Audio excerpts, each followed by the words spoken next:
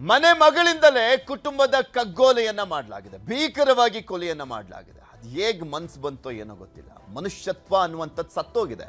ಬೇರೆ ಯಾರೋ ಸಾಯಿಸಿದ್ದಾರೆ, ಬೇರೆ ಯಾರೋ ಬಂದು ಹತ್ಯೆ ಮಾಡಿದ್ದಾರೆ ಅಂದ್ರೆ ಅದು ಆ ರೀತಿಯಾದಂಥ ಪ್ರಕರಣ ನೂರಾರು ನೋಡಿದ್ದೀವಿ. ಆದರೆ ಇತ್ತೀಚೆಗೆ ವರದಿ ಆಗ್ತಾ ಇರುವಂಥ ಪ್ರಕರಣಗಳು ನಿಜಕ್ಕೂ ಸಮಾಜನೇ ತಲೆ ತಗ್ಗಿಸ್ಬೇಕು. ಆ ರೀತಿಯಾದಂಥ ಪ್ರಕರಣಗಳು ಇವೆ. ಮಗಳೇ ತಂದೆ ತಾಯಿ ತಂಗಿಯನ್ನ ಕೊಲೆ ಮಾಡಿದ್ದಾಳೆ. ಹೆತ್ತು ಹೊತ್ತು ಸಾಕಿದಂಥ ತಂದೆ ತಾಯಿಯನ್ನ ಕೊಲೆ ಮಾಡಿದ್ದಾಳೆ. ಅಮ್ಮನ ಮೇಲಿನ ಸಿಟ್ಟಿಗೆ ಕುಟುಂಬವೇ ಬಲಿಯಾಯ್ತಾ ಅಂತ ಅಮ್ಮನ ಕೊಲೆ ಬಳಿಕ ಸಾಕ್ಷ್ಯ ನಾಶಕ್ಕೆ ಪ್ಲಾನ್ ಮಾಡಿ ಏನೇನೋ ಸರ್ಕಸ್ ಮಾಡಿದ್ದಾರೆ. ಸಾಕ್ಷ್ಯ ಗೊತ್ತಾಗಬಾರ್ದು ಅನ್ನುವಂಥ ನಿಟ್ಟಿನಲ್ಲಿ, ನಾವು ಕೊಲೆ ಮಾಡಿದ್ದು ಇಲ್ಲೇ ಕೊಲೆ ಆಗಿದ್ದು ಅನ್ನುವಂಥದ್ದು ಗೊತ್ತಾಗಬಾರ್ದು ಅಂತ ಏನೇನೋ ಮಾಸ್ಟರ್ ಪ್ಲಾನ್ ಮಾಡಿದ್ದಾರೆ. ಕಾರದ ಪುಡಿ ಹರಿಸಿ ಬಿಸಿ ನೀರಿನಿಂದ ಮನೆಯನ್ನ ಕ್ಲೀನ್ ಮಾಡಿರುವಂಥದ್ದು, ಸೂಟ್ ಕೇಸ್ನಲ್ಲಿ ಶವ ತುಂಬಿಸಿ ಸಾಗಿಸ್ಲಿಕ್ಕೆ ಪ್ಲಾನ್ ಮಾಡಿದ್ರು. ತಂದೆ ತಂಗಿ ಎಂಟ್ರಿಯಿಂದ ಬದಲಾಯಿತು ಅಲ್ಲಿ ಸೀನ್. ಅವ್ರಿಗೆ ಗೊತ್ತಾಯ್ತು. ಆಮೇಲೆ ನೋಡ್ತಿದ್ದ ಹಾಗೆ ಅವ್ರು ಶಾಕ್ಗೊಳಗಾಗ್ತಾರೆ, ಪ್ರಶ್ನೆ ಮಾಡ್ತಾರೆ. ನಂತರ ಅವ್ರನ್ನ ಕೊಂದಿರುವಂಥದ್ದು. ಅಮ್ಮನ ಕೊಲೆ ಬಳಿಕ ತಂದೆ ತಂಗಿಯ ಮರ್ಡರ್ ಮಾಡಲಾಗಿದೆ. ಅಮ್ಮನ ಅತಿ ಶಿಸ್ತಿಗೆ ರೋಸಿ ಹೋಗಿದ್ದಾಳಂತೆ ಶ್ವೇತಾ. ಕಂಟ್ರೋಲ್ ಮಾಡ್ತಾ ಇದ್ರು, ಫ್ರೀಡಮ್ ಕೊಡ್ತಾ ಇರಲಿಲ್ಲ ಅಂತ ರೀಸನ್ ಹೇಳಿದ್ದಾರೆ. ಅಲ್ಲ, ತಂದೆ ತಾಯಿ ಯಾಕೆ ಹೇಳಿ ಕಂಟ್ರೋಲ್ ಮಾಡೋದು? ಯಾವ ಕಾರಣಕ್ಕೋಸ್ಕರ ಕೆಲವೊಮ್ಮೆ ಫ್ರೀಡಮ್ ಕೊಡಲ್ಲ ಅಂದ್ರೆ ತಪ್ಪು ದಾರಿ ಹಿಡಿಬಾರ್ದು ಅಂತ, ಸರಿ ದಾರಿಲಿ ಹೋಗ್ಲಿ.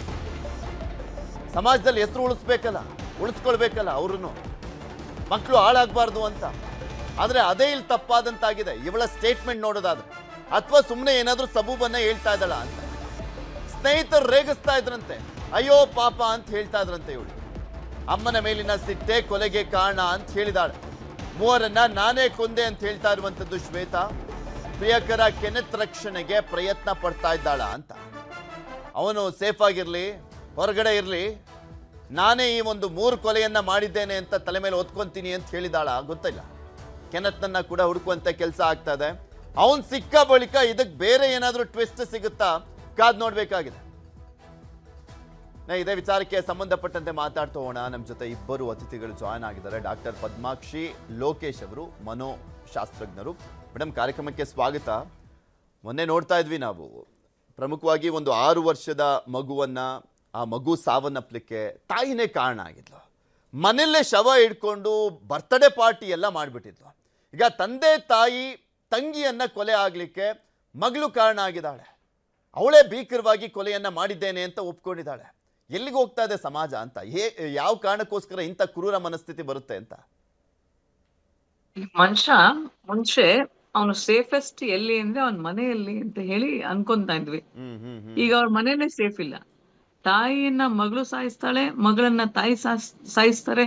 ಇದು ಎಲ್ಲಿಗೆ ಹೋಗ್ತಾ ಇದೆ ಅಂತ ಹೇಳಿದ್ರೆ, ಇದು ಎಲ್ಲಿ ಹೋಗಿ ಅಂದ್ರೆ ಒಂಥರ crime, we are producing crime ಮಾಡುವಂತ ಬ್ರೈನ್ಗಳ ಅನ್ನೋ ತರದಲ್ಲಿ, ಆಲೋಚನೆ ಆಗುವಂತ ತರದಲ್ಲಿ, ಭಯ ಆಗುವಂತ ಪರಿಸ್ಥಿತಿಯಲ್ಲಿ ನಮ್ಮ ಸಮಾಜ ಹೋಗ್ತಾ ಇದೆ.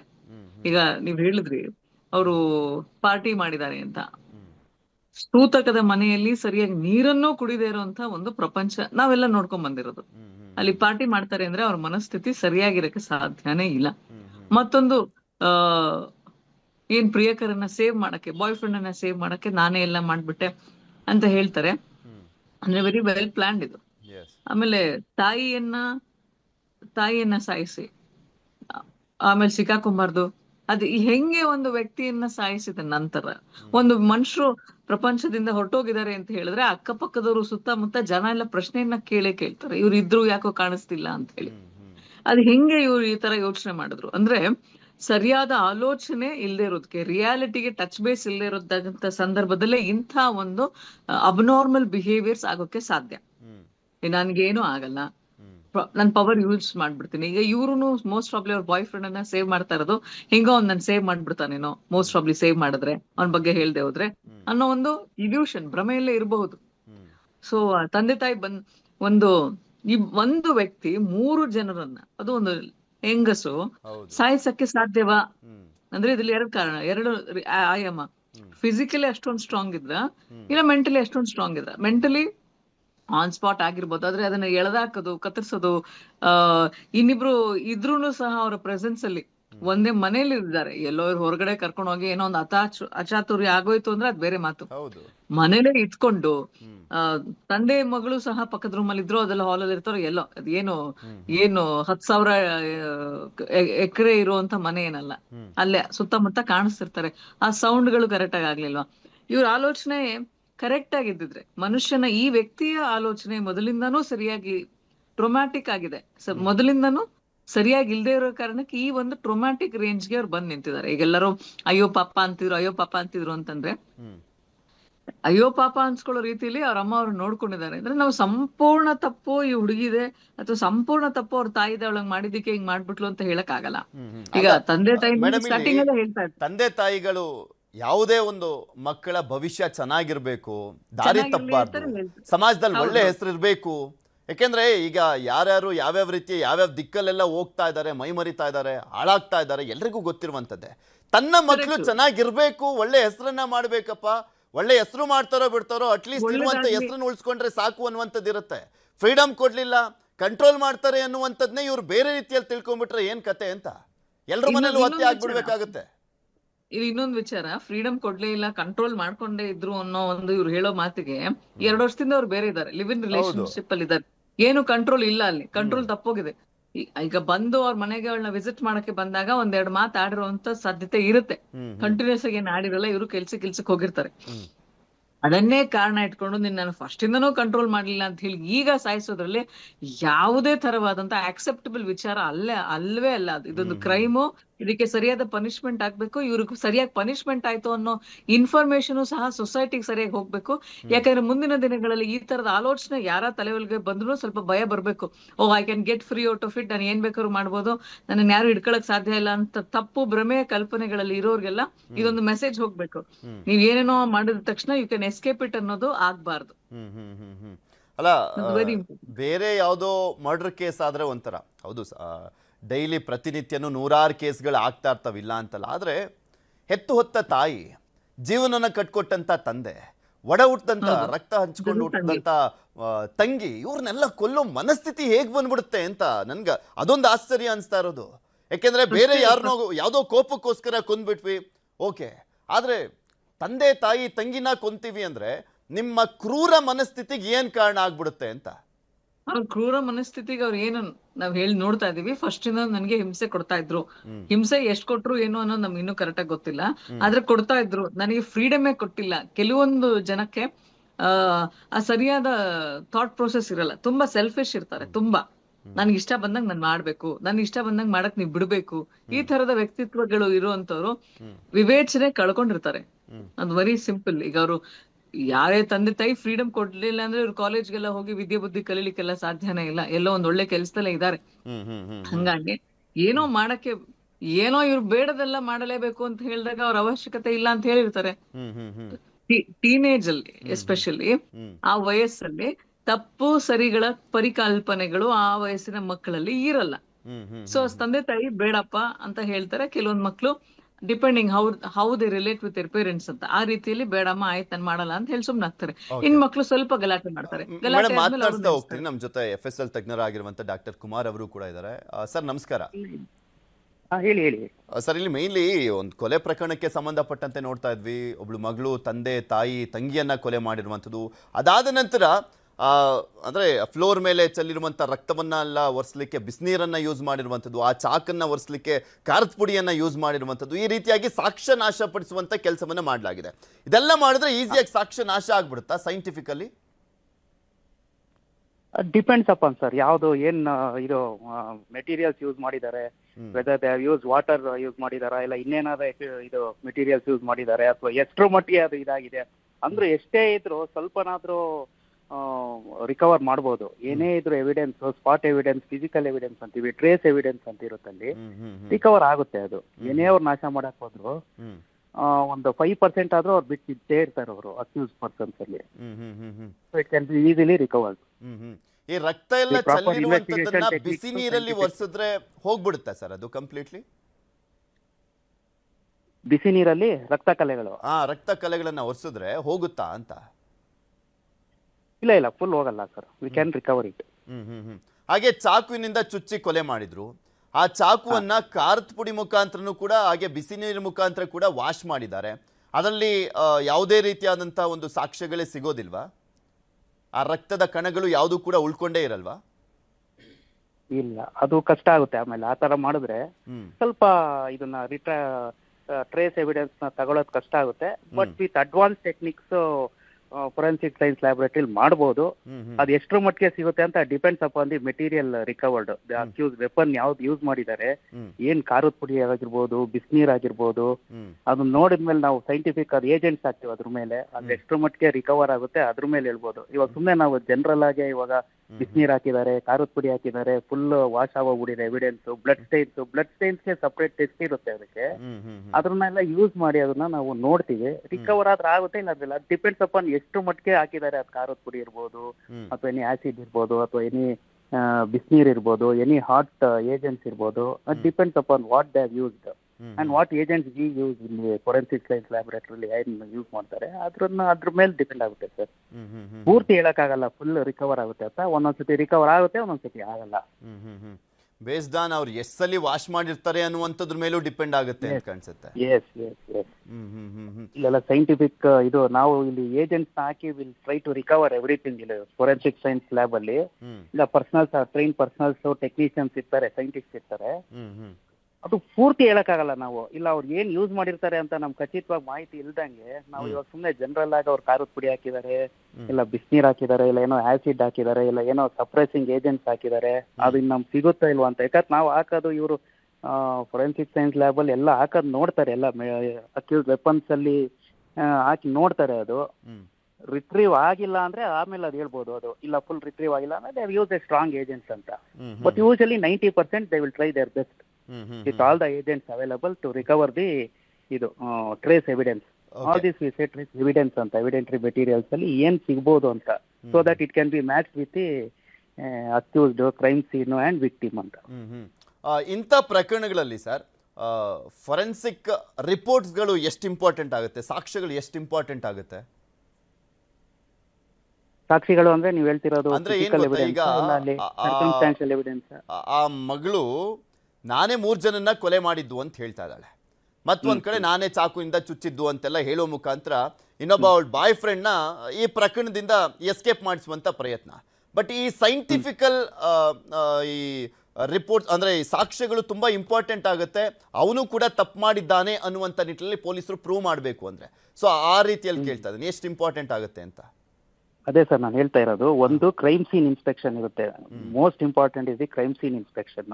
ಇಲ್ಲಿ ಏನೇನ್ ಮಾಡ್ತಾರೆ, ಅಲ್ಲಿ ಏನೇನ್ ರಿಕವರ್ ಮಾಡ್ತಾರೆ, ಇವು statement, corroborating statements, the circumstantial evidence what they get and the post mortem report. The main ಇದು what we say the body of the offence, the victims. So ಅದ್ರ ಮೇಲೆ ಪೋಸ್ಟ್ ಮಾರ್ಟಮ್ ರಿಪೋರ್ಟ್ ಏನ್ ಬರುತ್ತೆ, ಏನ್ examine ಮಾಡಿದ್ದಾರೆ, the post mortem, how many stab wounds are there, how many wounds are there, whether ಒಬ್ರು ಕೈಲಿ ಆಗಿರುತ್ತಾ ಅದು, ಇಲ್ಲ 2-3 ಜನ ಸೇರ್ ಮಾಡಿದಾರ ಅಷ್ಟೊಂದು ಮಲ್ಟಿಪಲ್ ಸ್ಟ್ಯಾಬ್ ವುಂಡ್ಸ್ ನ, ಅದೆಲ್ಲ ತಗೊಳ್ಬೇಕಾಗುತ್ತೆ. That depends upon the final ಇದು judgment and wisdom of the IO. ಒಬ್ರಿಗೆ ತುಂಬಾ ಸ್ಟ್ಯಾಬ್ ವುಂಡ್ಸ್ ಅಂದ್ರೆ ಒಬ್ರು ಕೈಲೇ ಆಗುತ್ತಾ, ಅದು ರೆಸಿಸ್ಟೆನ್ಸ್ ಹಾಕಿರ್ತಾರೆ ವಿಕ್ಟಿಮ್ಸ್, ಒಬ್ರು ಕೈಲೇ ಆಗಿರುತ್ತೋ, ಇಲ್ಲ 2-3 ಜನ ಸೇರ್ ಮಾಡಿರ್ತಾರೋ, ಇವರು ಒಬ್ರು, ಅದನ್ನೆಲ್ಲ ಅದು it depends upon the investigation. It's completely depend on IO ಯಾರಿರ್ತಾರೆ, ಅವ್ರು ಯಾವ ರೀತಿಯಾಗಿ ತನಿಖೆಯನ್ನ ಮಾಡ್ತಾರೆ ಅನ್ನುವಂಥದ್ರ ಮೇಲೆ ಕೂಡ ಇದು ಹೋಗುತ್ತೆ. ಎಸ್, ಅದ್ರ ಮೇಲೆ ಸರ್ಕಮ್ಸ್ಟಾನ್ಷಿಯಲ್ ಎವಿಡೆನ್ಸ್, ದ ವಿಟ್ನೆಸ್ ಏನಿರುತ್ತೆ, ದ ಕ್ರೈಮ್ ಸೀನ್ ಏನಿರುತ್ತೆ, ದ ಪೋಸ್ಟ್ ಮಾರ್ಟಮ್ ರಿಪೋರ್ಟ್ ಏನಿರುತ್ತೆ, ಎಲ್ಲ tally collate each other and so that in court ಅಲ್ಲಿ ಬಂದಾಗ, ಟ್ರಯಲ್ ಬಂದಾಗ ಎಲ್ಲ ಟ್ಯಾಲಿ ಆಗ್ಬೇಕು. ಅವರ ಸ್ಟೇಟ್ಮೆಂಟ್ಗಳಿಗೂ ಇಲ್ಲಿ ಬಂದಿರುವಂತ ರಿಪೋರ್ಟ್ಗಳಿಗೂ ಟ್ಯಾಲಿ ಆಗ್ಬೇಕಾಗುತ್ತೆ. ಎಸ್, ಎಲ್ಲಾದ್ರೂ ಇನ್ಕನ್ಸಿಸ್ಟೆನ್ಸಿ ಇದ್ರೆ ಕೋರ್ಟ್ ಅಲ್ಲಿ ಬಹಳ ಇದಾಗುತ್ತೆ. ಟ್ರಯಲ್ ಸ್ಟೇಜ್ ಅಲ್ಲಿ ಅದು ಕೇಸ್ ನಿಲ್ಲಲ್ಲ. So whatever they may the IO has prepared the charge sheet, ಇದೆಲ್ಲ ಅದು ಕೂಲಂಕುಷವಾಗಿ ಅವರು ಇನ್ವೆಸ್ಟಿಗೇಷನ್, ಅದನ್ನೇ ಹೇಳೋದು, investigations what the detail investigations what they do regarding crime scene evidence, ಏನೇನ್ ರಿಕವರ್ ಮಾಡಿರ್ತಾರೆ, witness, I mean the victim statement, I mean accuse statement ಏನ್ ತಗೊಂಡಿರ್ತಾರೆ, ಪೋಸ್ಟ್ ಮಾರ್ಟಮ್ ರಿಪೋರ್ಟ್ ಏನಿರುತ್ತೆ, ಏನೇನು ವೆಪನ್ಸ್ ರಿಕವರ್ ಮಾಡಿರ್ತಾರೆ, ಆ ವೆಪನ್ಸ್ ಇಂದ ಏನೇನ್ ಸ್ಟೈನ್ಸ್ ಇರುತ್ತೆ, ಆ stains whether it is matching with the accused or victim, ಇವೆಲ್ಲ ಇದು ಬರುತ್ತೆ. ನಮ್ಗೆ ಕೆಲವೊಂದು ಪ್ರಕರಣಗಳಲ್ಲಿ ಈ ಡೆಪ್ತ್ ಗೊತ್ತಾಗ್ತಾ ಹೋಗಿದ್ದು. ರೇಣುಕಾ ಸ್ವಾಮಿ ಕೊಲೆ ಪ್ರಕರಣಕ್ಕೆ ಸಂಬಂಧಪಟ್ಟಂತೆ ದರ್ಶನ್ ಅಂಡ್ ಟೀಮ್ ಯಾವ ರೀತಿಯಾಗಿ ಈ ಒಂದು ಕೊಲೆಯನ್ನ ಮಾಡಿರಬಹುದು ಅನ್ನುವಂತ ನಿಟ್ಟಿನಲ್ಲಿ ಚಾರ್ಜ್ ಶೀಟ್ ಎಲ್ಲ ಕೊಟ್ಟಾಗ FSL ರಿಪೋರ್ಟ್ಸ್ ಎಲ್ಲವೂ ಕೂಡ ಆಶ್ಚರ್ಯ ಅನಿಸ್ತು. ಈ ರೀತಿಯಾಗಿ ಒಂದು ತನಿಖೆ ಮಾಡಬಹುದಾ ಅನ್ನುವಂಥದ್ದಕ್ಕೆ ಒಂದು ಸ್ಟೇಟ್ ಸೆಟ್ ಮಾಡಿಕೊಡ್ತು ಅದು. ಆ ರಿಪೋರ್ಟ್ ಮೇ ಬಿ ನೀವು ನೋಡಿರ್ತೀರಾ ಅಂತ ಕಾಣಿಸುತ್ತೆ. ನೋಡಿದ್ದೀನಿ. ಸೊ ಇಂಥ ಪ್ರಕರಣಗಳಲ್ಲೂ ಕೂಡ ಅದು ಅಷ್ಟೇ ಮ್ಯಾಟರ್ ಆಗುತ್ತಾ? ಇಲ್ಲಿ ಆರೋಪಿ ನಾನು ಒಪ್ಕೊಂಡ ಮೇಲೂ ಕೂಡ ನಾನೇ ಕೊಲೆ ಮಾಡಿದ್ದೀನಿ ಅಂತ ಒಪ್ಕೊಂಡ ಮೇಲೂ ಇಲ್ಲ ಅವ್ರು ನೀವ್ ಹೇಳ್ದಂಗೆ ಅವ್ರು ಹೇಳೋದ್ರಲ್ಲಿ ಒಂದು ದಟ್ ಈಸ್ ಒನ್ ಆಸ್ಪೆಕ್ಟ್. ಅದು ಟ್ಯಾಲಿ ಆಗ್ತಿದೋ ಇಲ್ವೋ ಅಂತ ಪೋಸ್ಟ್ ಮಾರ್ಟಮ್ ರಿಪೋರ್ಟ್ ಅಲ್ಲಿ ಬರುತ್ತೆ. ಬಾಡಿ ಎಕ್ಸಾಮಿನ್ ಮಾಡಿ ಪೋಸ್ಟ್ ಮಾರ್ಟಮ್ ಯಾವ ಡಾಕ್ಟರ್ ಮಾಡಿರ್ತಾರೆ ಅದ್ರ ಮೇಲೆ ಡಿಪೆಂಡ್ ಆಗುತ್ತೆ. ಸೊ ವೆಪನ್ ಮೇಲೆ ಡಿಪೆಂಡ್ ಆಗುತ್ತೆ. ವೆಪನ್ ಮೇಲೆ ರಿಕವರ್ ಆಗಿರೋ ಬ್ಲಡ್ ಸ್ಟೇನ್ಸ್ ರಿಕವರ್ ಆಗುತ್ತೆ. ಅಲ್ಲಿ ಸರ್ಕಮ್ಸ್ಟಾನ್ಷಿಯಲ್ ಎವಿಡೆನ್ಸ್ ಕ್ರೈಮ್ ಸೀನ್ ಮೇಲೆ ಡಿಪೆಂಡ್ ಆಗುತ್ತೆ. Everything will depend and statements any surrounding witness statements. So this all depends upon the IO ಯಾರು ತನಿಖೆ ಮಾಡ್ತಾ ಇದಾರೆ ಅವ್ರ ಮೇಲೆ ಡಿಪೆಂಡ್ ಆಗುತ್ತೆ. ಹೆಂಗೆ ಅವ್ರು ಎಲ್ಲಾನು ಲಿಂಕ್ ಮಾಡಿ ಎಲ್ಲ ಕೊರಾಬ್ರೇಟ್ ಆಗ್ತಿದೆ, ಎಲ್ಲ ಕೊಲೇಟ್ ಆಗ್ತಿದೆ, ಎಲ್ಲ ಲಿಂಕ್ ಆಗ್ತಿದೆ ಅನ್ನೋದು ಫೈನಲ್ ಟ್ರಯಲ್ ಸ್ಟೇಜ್ ಅಲ್ಲಿ ಗೊತ್ತಾಗುತ್ತೆ ಅದು ಯಾವ ತರ ಅವರು ಇನ್ವೆಸ್ಟಿಗೇಟ್ ಮಾಡಿದ್ದಾರೆ ಅಂತ. ಸೊ ಇವರು ಅಕ್ಯೂಸ್ಡ್ ಹೇಳ್ಬೋದು ಇವಾಗ ನಾನು ಐ ಆಮ್ ಓನ್ಲಿ ಇನ್ವಾಲ್ವ್, ನಾನು ಒಬ್ಳೆ ಅವ್ರಿಗೆ ಟ್ರಿಪಲ್ ಮರ್ಡರ್ ಇನ್ವಾಲ್ವ್ ಆಗಿದ್ದೀನಿ, ನಾನೇ ಸ್ಟ್ಯಾಬ್ ಮಾಡಿದ್ದೀನಿ ಅಂತ. But other persons also be involved. ಅದು depends upon the post mortem report, IO crime scene investigation. ಅದು ಓಕೆ, ಇಬ್ರು ಇರ್ಬೋದು. ಓಕೆ, ನೋಡೋಣ ಏನಾಗುತ್ತೆ ಅಂತ. Thank you so much sir Kumar ಅವರೇ, ನ್ಯೂಸ್ 18 ಜೊತೆ ಮಾತನಾಡಿದ್ದಕ್ಕೆ. ಪದ್ಮಾಕ್ಷಿ ಮೇಡಮ್ ನಮ್ಮ ಜೊತೆ ನೇರ ಸಂಪರ್ಕದಲ್ಲಿದ್ದಾರೆ. ಪದ್ಮಾಕ್ಷಿ ಮೇಡಮ್, ನಾನು ಆಗ್ಲೇನೂ ಕೂಡ ಹೇಳ್ತದೆ, ಇಲ್ಲಿ ಎಲ್ಲರ ಮನೆಯಲ್ಲೂ ಏನಾದರೂ ಒಂದು ವೈಮನಸ್ ಅನ್ನುವಂಥದ್ದು ಇರುತ್ತೆ, ಅಥವಾ ಡಿಫ್ರೆನ್ಸ್ ಆಫ್ ಒಪಿನಿಯನ್ ಅನ್ನುವಂಥದ್ದು ಇರುತ್ತೆ, ಜಗಳಗಳು ಕೂಡ ಇದ್ದೇ ಇರುತ್ತೆ. ಅದು ಏನೇ ಇರಲಿ, ಹಣದ ವಿಚಾರಣೆ ಆಗಲಿ, ಸಂಬಂಧದ ವಿಚಾರಣೆ ಆಗಲಿ, ಅದೇನೇ ಆಗಲಿ ಕೊಲೆ ಹಂತಕ್ಕವರೆಗೂ ಹೋಗಬಾರ್ದು ಅನ್ನುವಂಥದ್ದು ಎಲ್ಲರೂ ಕೂಡ ಅಂದ್ಕೊಳ್ಳುವಂಥದ್ದು. ಆದರೂ ಕೂಡ ಕೆಲವೊಂದು ಪ್ರಕರಣಗಳಲ್ಲಿ ಅದು ಲಿಮಿಟ್ಸ್ ದಾಟ್ಬಿಡುತ್ತೆ. ಮತ್ತೊಂದು ಕಡೆ ಈಗಿರುವಂಥ ಪ್ರಶ್ನೆ ಅಂದರೆ ಹೇಗೆ ಬೆಳೆಸ್ಬೇಕು ಮಕ್ಕಳನ್ನ ಅಂತ. ಬೌಂಡ್ರಿ ಲೈನ್ ಹಾಕೋದೇ ತಪ್ಪ. ಹೇಗಾದರೂ ಮಾಡಲಿ, ಏನಾದರೂ ಮಾಡಲಿ, ಅವರಿಗೆ ಫ್ರೀಡಮ್ ಕೊಟ್ಬಿಟ್ಟು ಸುಮ್ಮನೆ ಆಗ್ಬಿಟ್ರೆ ಅದೇ ಪೇರೆಂಟ್ಸ್ ಅನ್ಸ್ಕೊಂಡ್ಬಿಡ್ತಾರ? ಇಂಥ ಪ್ರಕರಣಗಳನ್ನ ನೋಡುವಂಥ ಸಂದರ್ಭದಲ್ಲಿ ಅಂಥ ಪ್ರಶ್ನೆಗಳು ಬರ್ತವೆ. ಸರಿ, ಪೇರೆಂಟಿಂಗ್ ಅನ್ನೋದು ಬಹಳ ಸೂಕ್ಷ್ಮವಾದ ವಿಚಾರ. ಇಲ್ಲೆಲ್ಲವೂ ಸರಿ ಸಖತ್ ಸ್ಟ್ರಿಕ್ಟ್ ಇರ್ಬೇಕು, ಇಲ್ಲ ಫುಲ್ ಕಂಫರ್ಟಬಲ್ ಆಗಿ ಬಿಟ್ಬಿಡ್ಬೇಕು, ಅದಂಗಂತ ಏನು ಹಾರ್ಡ್ ಅಂಡ್ ಫಾಸ್ಟ್ ರೂಲ್ಸ್ ಎಲ್ಲ ಮಾಡಕ್ ಆಗಲ್ಲ. Depending on the situation. ಕೆಲವೊಂದ್ ಸಂದರ್ಭದಲ್ಲಿ ಮಕ್ಕಳು ತುಂಬಾನೇ ಬ್ಯಾಡದ ವಿಚಾರ ಕೇಳ್ತಾನೆ ಇರ್ತಾರೆ, ಇಲ್ಲ ಒಪ್ಕೋ ಅಂತ ಹೇಳಿ ಅದನ್ನ ಒಪ್ಕೊಳಕ್ ಆಗಲ್ಲ.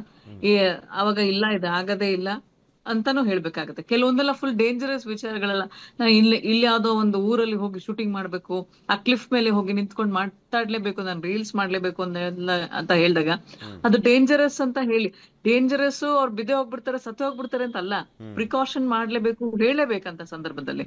ಅವಾಗ ಸುಮ್ನೆ ಇರಕ್ಕೆ ಸಾಧ್ಯನೇ ಇಲ್ಲ. ಅವಾಗ ನೋಡಿ ಇವ್ರು ಸಖತ್ ಸ್ಟ್ರಿಕ್ಟು ಅಂತ ಅವಾಗ ನಾವು ಹೇಳಕ್ಕಾಗಲ್ಲ. ಅದು ಕಂಟ್ರೋಲಿಂಗ್ ಪೇರೆಂಟಿಂಗ್ ಅನ್ನಕ್ಕಾಗಲ್ಲ, ಅವ್ರು ಕನ್ಸರ್ನ್ ಪೇರೆಂಟ್ಸ್ ಅಂತ ಹೇಳ್ತೀವಿ. ಸೊ ಇನ್ನೊಂದು ಸರ್ ಬಹಳ ಬ್ಯೂಟಿಫುಲ್ ಆಗಿ FSL ವಿಚಾರ ಬಗ್ಗೆ ಹೇಳ್ಬೇಕಾದ್ರೆ, ಕೆಲವರೆಲ್ಲ ಅನ್ಕೊಳ್ಳೋದು ಕ್ರೈಮ್ ವಿಚಾರಕ್ಕೆ ನನಗೆ ಅದನ್ನ ರಿಲೇಟ್ ಮಾಡಕ್ ಹೇಳ್ತಾ ಇರೋದು, ಏನೇನೋ ಸಾಕ್ಷಿ ನಾಶ ಮಾಡ್ಬಿಟ್ವಿ, ಮತ್ತೊಂದು ಮಾಡ್ಬಿಟ್ವಿ ಅಂತ ತಕ್ಷಣ ಇವರು ಸಿಕ್ಕಾಕೊಳ್ದೆ ಇರ್ಬೋದು ಇಮ್ಮಿಡಿಯೇಟ್ ಆಗಿ. ಆದರೆ ಸಮಾಧಾನವಾಗಿ ಖುಷಿಯಾಗಿರಕ್ಕೆ ಸಾಧ್ಯನಾ? ಮನುಷ್ಯ ಒಬ್ಬರನ್ನ ಸಾಯಿಸ್ಬಿಟ್ಟು ಸಾಧ್ಯನೇ ಇಲ್ಲ, ಖುಷಿಯಾಗಿರಕ್ಕೆ ಸಾಧ್ಯನೇ ಇಲ್ಲ, ಸಮಾಧಾನವಾಗಿ ಆರಾಮಾಗಿ ನಾನು ಕೆಲಸ ಮಾಡ್ಕೊಂಡು ಇದ್ಬಿಡ್ತೀನಿ ಅಂತ ಅನ್ಕೊಳಕ್ಕೆ ಸಾಧ್ಯನೇ ಇಲ್ಲ. ಆದ್ರೂ ಹಂಗೂ ಮೀರೋರು ಅನ್ಕೋತಾರೆ ಅಂದ್ರೆ ಇನ್ನೊಂದು ವ್ಯಕ್ತಿಯ ಭಾವನೆಗಳಿಗೆ, ಇನ್ನೊಂದು ವ್ಯಕ್ತಿಯ ಒಂದು ಜೀವಕ್ಕೆ ಇವ್ರ ಹತ್ರ ಬೆಲೆ ಇರಲ್ಲ. ಅಂದ್ರೆ ಅವ್ರ ಎಮೋಷನ್ಸೇ ಇರಲ್ಲ. ಯಾರು ಬದುಕಿದ್ರು ಯಾರು ಸತ್ರುನು ಯಾವ್ದ್ರ ಬಗ್ಗೆನೆ ಕೇರೆ ಇರಲ್ಲ. ಅಂತ ಒಂದು ಪರ್ಸನಾಲಿಟೀಸ್ ಏನು ಮ್ಯಾಟರ್ ಆಗಲ್ಲ ಅವ್ರಿಗೆ. ಅವ್ರು ಆರಾಮಾಗಿರ್ತಾರೆ. ಅವ್ರನ್ನೆಲ್ಲ ನಾವು ಸಮಾಜದಲ್ಲಿ ಸಮಾಜಘಾತುಕ ಶಕ್ತಿಗಳು ಅಂತ ಕರಿತೀವಿ. ಅಂದ್ರೆ ಅವ್ರು ಇನ್ನೊಬ್ರಿಗೆ ಕೊಲೆ ಮಾಡಿದ್ರು ಅವ್ರಿಗೇನು ಹಿಂಸೆ ಅನ್ಸಲ್ಲ, ಗಿಲ್ಟ್ ಕಾಡಲ್ಲ, ಆಂಟಿ ಸೋಷಿಯಲ್ ಪರ್ಸನಾಲಿಟೀಸ್ ಅಂತ ಕರಿತೀವಿ ಅಂತ. ಈ ತರದ ಒಂದು ಟ್ರೇಟ್ಸ್ ಇರೋ ವ್ಯಕ್ತಿಗಳು ಸುಮ್ನೆ ಕಾರಣ ಇಲ್ಲದೇನೆ ಸುಳ್ಳು ಹೇಳ್ತಾರೆ. ಅವ್ರಿಗೆ ಸುಳ್ಳು ಹೇಳಿದ್ರು ಗಿಲ್ಟ್ ಇರಲ್ಲ. ಮನೆಯಲ್ಲಿ ವಸ್ತುಗಳನ್ನ ಕತ್ಕೊಂಡು ಹೋಗಿ ಮಾರ್ಬಿಟ್ಟಿರ್ತಾರೆ. ಆದ್ರೆ ಮನೆ ಮಂದಿ ಅಯ್ಯೋದೇನೋ ಕಳ್ದೋಯ್ತಾ, ಅಥವಾ ಏನಾರ ಮನೆ ಕೆಲಸ ತಗೊಂಡೋದ್ರ, ಅಥವಾ ಇನ್ಯಾರೋ ತಗೊಂಡೋದ್ರ ಅಂತ ಅನ್ಕೋತಾ ಇರ್ತಾರೆ. ಎಷ್ಟೋ ಸತಿ ನಾನ್ ಜಗತ್ ಹೇಳೋದು, ನಿಮ್ಮ ಮನೆಯಲ್ಲಿ ಚೇಂಜಸ್ ಆದರೆ, ಜಾಗದ ಚೇಂಜಸ್, ವಸ್ತುಗಳು ಕಾಣ್ತಿಲ್ವೋ ಇಲ್ವೋ, ನಿಮ್ಮ ಮನೆಯ ಮಕ್ಕಳ ಬಿಹೇವಿಯರ್ ಚೇಂಜ್ ಆದ್ರೆ ಬರೀ ಇನ್ನೊಬ್ರನ್ನೇ ಬ್ಲೇಮ್ ಮಾಡಕ್ಕೆ ಇರ್ಬೇಡಿ. ಕೆಲವ್ರು ಹೇಳ್ತಾರೆ, ಅವ್ರ ಮಗು ಬೀದಿಯಲ್ಲಿ ಗಲಾಟೆ ಮಾಡ್ಕೊಂಡ್ ಬಂದ್ರೆ ನಮ್ ಮಗು ಹಂಗ್ ಮಾಡಕ್ ಸಾಧ್ಯನೇ ಇಲ್ಲಪ್ಪ, ನಾವ್ ಹಂಗ್ ಬೆಳ್ಸೇ ಇಲ್ಲ ಅಂತಾನು ವಾದ ಮಾಡ್ತಿರ್ತಾರೆ, ಬಿಟ್ಟು ರಿಯಾಲಿಟಿಗೆ ಆಕ್ಸೆಪ್ಟ್ ಮಾಡ್ಕೊಳಕ್ಕೆ ರೆಡಿ ಇರಲ್ಲ. ಸೊ ಹಂಗಾಗಿ ಸುಮ್ನೆ ಬ್ಲೈಂಡ್ ಆಗಿ ಆಕ್ಸೆಪ್ಟ್ ಮಾಡೋದ್ರ ಬದಲು ಕೂಲಂಕುಷವಾಗಿ ವಿಚಾರಿಸಿದ್ರೆ ಎಲ್ಲಾ ವಿಚಾರನೂ ಗೊತ್ತಾಗುತ್ತೆ. ಅದಕ್ಕೇನು ನಾವ್ ವಿಚಾರಿಸಕ್ಕೆ ಅದರ ಅಡಿವರೆಗೂ ಒಬ್ಬೊಬ್ರು ಹೋಗಕ್ಕೆ ಒಂದೊಂದು ನಾವು ಪ್ಲೇಸ್ ಅಲ್ಲಿ ಪೊಲೀಸರಿಗೆ ಒಂದೊಂದು ಕೆಲಸ ಸಿಚುಯೇಷನ್ ಅಲ್ಲಿ ಮಾಡಬೇಕು ಬೇರೆ ಬೇರೆ ರೀತಿಯಲ್ಲಿ ವರ್ತಿಸ್ತಾ ಇರ್ತಾರೆ. ಅದನ್ನ ಅರ್ಥ ಮಾಡ್ಕೊಳ್ಬೇಕಾಗುತ್ತೆ ನಾವು. ಅರ್ಥ ಮನೇಲಿ ಒಂಥರ ಇದ್ರೆ ಮಾಡ್ಕೊಳ್ಬೇಕಾಗುತ್ತೆ. ಹೊರಗಡೆ ಒಂಥರ ಇರ್ತಾರೆ. ಹೌದು, ಎಲ್ಲ ಮನುಷ್ಯನು ಹಂಗೆ. ಮನೆಯಲ್ಲಿ ಡಿಫ್ರೆಂಟ್ ಆಗಿರ್ತಾರೆ, ಕ್ಯಾಶುಯಲ್ ಆಗಿರ್ತಾರೆ. ಹೊರಗಡೆ ಗೊತ್ತು, ಸಮಾಜದಲ್ಲಿ ಮಿಸ್ಬಿಹೇವ್ ಮಾಡಿದ್ರೆ ನಮ್ಗೆ ಏಟ್ ಬೀಳೆ ಬೀಳ್ತವೆ. ಪೊಲೀಸರು ಇರ್ತಾರೆ, ಟೀಚರ್ಸ್ ಇರ್ತಾರೆ. ಸ್ಕೂಲಲ್ಲಿ ಮಿಸ್ಬಿಹೇವ್ ಮಾಡಿದ್ರೆ ಕಾಲೇಜು ಸ್ಕೂಲ್ಗಳಲ್ಲಿ ಅವರು ಮ್ಯಾನೇಜ್ಮೆಂಟ್ ಎಲ್ಲ ನೋಡ್ಕೋತಾರೆ, ಅದೆಲ್ಲ ಇರುತ್ತೆ. ಮನೇಲಿ ಆ ತರದಿರಲ್ಲ, ಇಷ್ಟ ಬಂದಂಗ್ ಮಾಡ್ತಾರೆ. Yes. ನಿಮ್ಮ ಮಕ್ಕಳನ್ನ ಸರಿಯಾದ ರೀತಿಯಲ್ಲಿ ಬೆಳೆಸೋದು ಇಂಪಾರ್ಟೆಂಟ್ ಅಂತ ನಾವು ಹೇಳಿದಾಗ, ಹಂಗ ಸರಿಯಾದ ರೀತಿ ಯಾವುದು ಅಂತ ಕೇಳ್ತಾರೆ. ಹೌದು. ಕರೆಕ್ಟ್. ಸಿಚುವೇಶನ್ ಅನುಗುಣವಾಗಿ ಈಗ ಬಾ, ನಂದು ಬರ್ತ್ಡೇ ಇದೆ, ನಾನು ಸೆಲೆಬ್ರೇಟ್ ಮಾಡ್ಬೇಕು, ಒಂದು ರೆಸ್ಟೋರೆಂಟ್ ಹೋಗಿ ಸೆಲೆಬ್ರೇಟ್ ಮಾಡ್ಕೊಂಡ್ ಬರೋಣ ಅಂತ ಕೇಳಿದಾಗ ಅದು ಮಗುವಿನ ರೈಟು. ಅದು ಅವರವರ ಒಂದು ಶಕ್ತಿ ಅನುಸಾರ ಅವರು ಸೆಲೆಬ್ರೇಟ್ ಮಾಡ್ತಾರೆ. ಅದೆಲ್ಲ ಏನ್ ಪ್ರಾಬ್ಲಮ್ ಇಲ್ಲ.